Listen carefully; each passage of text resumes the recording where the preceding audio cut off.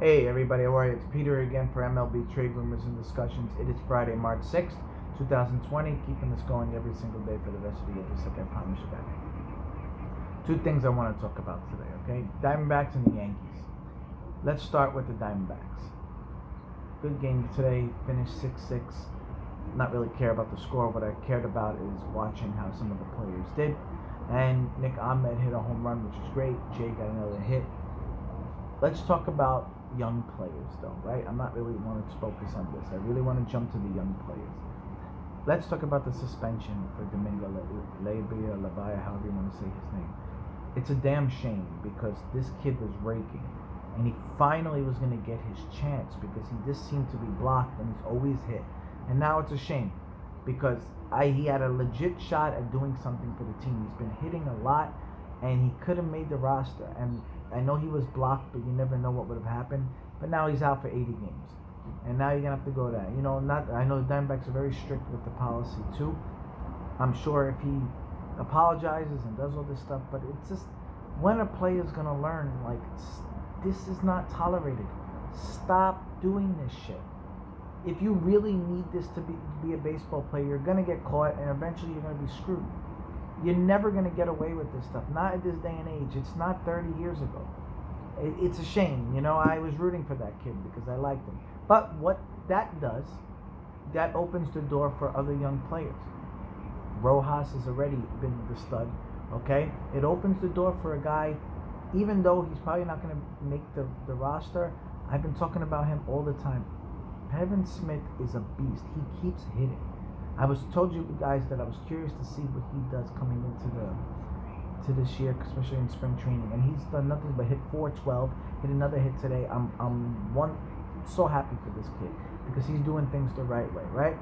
Andy Young, again, that's going to open the door in the infield. The thing about Leyba, which was good, he can play all around. So like Rojas, but next man up. That's just what happens.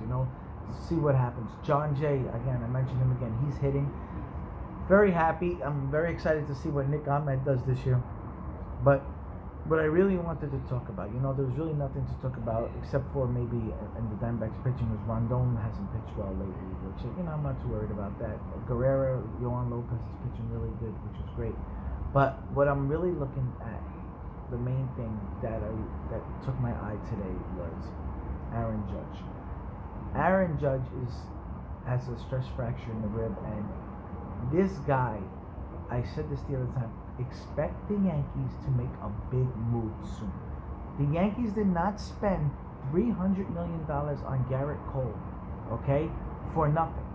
They did not spend all that money just to go, hey, you know what, let's just make the playoffs, if that. It's starting to go to the point where, yeah, you can deal with an injury here or there, but, after a while, the Yankee lineup is not going to be that phenomenal. You can't take all these injuries. I don't care who you are. Expect Nolan Arenado to be traded to the Yankees. No one believes me, but I see this coming. The Yankees have all these prospects. Why wouldn't you do it? Why? You can't wait for Stanton. If Judge turns out to be the guy, he just can't hit because he can't swing too much, or maybe he comes back, bats 270, doesn't hit as many home runs. Who cares? They're going to need somebody. I'm telling you, I expect the Yankees to make a trade for Nolan Arenado soon. Okay? I think if the Yankees are smart, they get this done soon, like right away. If I'm them, I don't want to take no chances in this starting the year. Don't let Tampa Bay jump out to a big lead also. When you have injuries to Paxton, Severino, Stanton, Judge, Gardner, Voit, all these guys are not going to cut it. They're not going to cut this. I know Urshela had an amazing year last year. I know Gleyber Torres is a monster. But Gary Sanchez is definitely hit or miss. Right? The Yankees don't have this phenomenal team to take all these injuries. So now I can easily see the Yankees are lucky that a lot of the teams in the division are going back. But Toronto may challenge them a little bit in the beginning because Garrett Cole's just not going to hold his own every minute. He doesn't pitch every day. That's just my opinion, guys. That's just what I think. So I expect the Yankees to make a gigantic move and make it soon.